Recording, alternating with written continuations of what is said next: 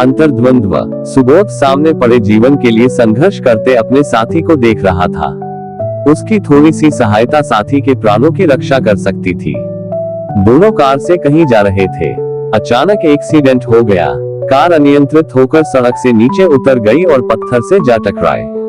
सुबोध को कुछ खरोंचे आई थी, पर उसका साथी गंभीर रूप से घायल हो गया था। बड़ी मुश्किल से वह कार के बाहर निकला था। अब मदद के लिए सुबोध को देख रहा था।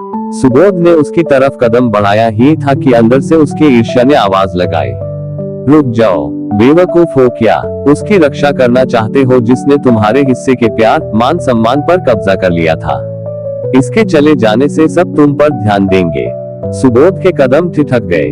उसे याद आया कि कैसे सारा जीवन सब उसके साथी से उसकी तुलना करते रहे, उससे कहते रहे कि उससे कुछ सीखो, उसके जैसा बनो। इस बात ने उसके मन में ईर्ष्या के बीज बोए थे। उसके बाद समाज में उसकी बढ़ती प्रतिष्ठा ने उसे और बढ़ा दिया।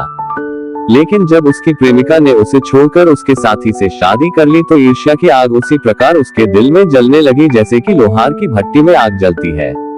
आज उसके पास मौका था अपनी ईर्ष्या की आग को शांत करने का। वह रुक गया। उसके साथी ने उसे याचना भरी नजर से देखा। उसकी आंखें गुहार लगा रही थी कि मुझे बचा लो।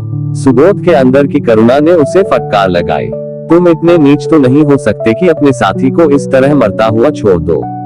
ईर्ष्या तुम्हें गुमराह कर रही है। इसने तुम्हारा कुछ नहीं छीना है, वही पाया है जिसका ये हकदार था। सुबोध की ईर्ष्या ने तर्क दिया, तुम्हारी प्रेमिका पर भी क्या इसका अधिकार था? पर तुम्हारी भावनाओं की परवाह किए बिना इसने उससे शादी कर ली थी। सुबोध ईर्ष्या की बात में आने लगा था कि करुणा ने कहा, जो हुआ इसमें इसकी गलती नहीं है। इसे नहीं पता था कि वह तुमसे प्यार करती है। तुम्हारी प्रेमिका अपने घर वालों के दबाव में आ गई, यह उसकी गलती थी। अब सोचो मत, तुम अच्छे इंसान हो, इसे बचा लो। सुबोध के दिल पर करुणा का असर हुआ।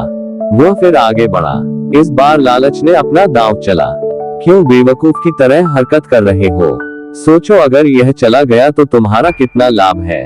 इसकी पत्नी बच्चे को जन्म देते हुए मर गई थी, बच्चा भी बच नहीं पाया। दुनिया में इसका कोई उत्तराधिकारी नहीं है। इसने अपना सब कुछ तुम्हारे नाम कर दिया है। मरने दो इसे, चुपचाप चले जाओ। कोई नहीं जानता है कि इसने तुमसे सहायता मांगी है। लालच सुबोध पर हावी हो गया। वह जाने लगा, लालच ने जो कहा था सच था।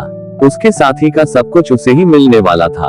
वह तेज कदमों से लौटने लगा। तभी अंतर से आवाज आई, तुम लालच की बात सुन रहे हो? तुम्हारे साथी ने तुम्हारी कितनी मदद की भूल गए, सिर्फ अपना स्वार्थ देख रहे हो। सुबोध के कदम फिर ठिठक गए। उसे वह सब याद आया जो उसके साथी ने किया था।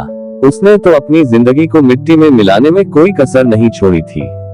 अपनी बेवकूफी और नालायकी से जो मुसीबतें मोल ली थी, उनसे बचने के लिए खुद को नशे के दलदल में फेंक दिया था। उसके साथी को जब पता चला कि उसने अपने आप को बर्बाद करने में कोई कसर नहीं छोड़ी है तो वह उसकी मदद के लिए सामने आया था। अपनी परवाह किए बिना उसे उस दलदल से बाहर लेकर आया था। उसके मन में पछतावा हुआ। अपने फरिश्ते जैसे साथी के लिए मन में दया उत्पन्न हुई। वो मुड़कर उसकी तरफ बढ़ने लगा। उसके लिए चलना कठिन हो रहा था। उसके भीतर की ईर्ष्या, लालच और स्वार्थ एक में समा गए थे। अब बुराई का दैत्य उसे अच्छाई करने से रोक रहा था। वो बुराई के कब्जे में जा रहा था। तभी उसके अंदर की अच्छी भावनाएं भी एककार हो गई। बुराई और अच्छाई की लड़ाई होने लगी। बुराई पूरा जोर लगा रही थी, पर अच्छाई भी डिग नहीं रही थी। अच्छाई ने अंततः बुराई के दैत्य को सींगों से पकड़कर चित कर दिया। सुबोध भागकर अपने दोस्त के पास आया। कार के अंदर पानी की बोतल तलाश की। अपने साथी को पानी पिलाया। उससे बोला, हौसला रखना, मैं कुछ ही देर में मदद लेकर आता हूँ। वह मदद लेने के लिए सड़क पर आया। जाती हुई एक गाड़ी को रोककर मदद मांगी। अपने साथी को अस्पताल ले गया।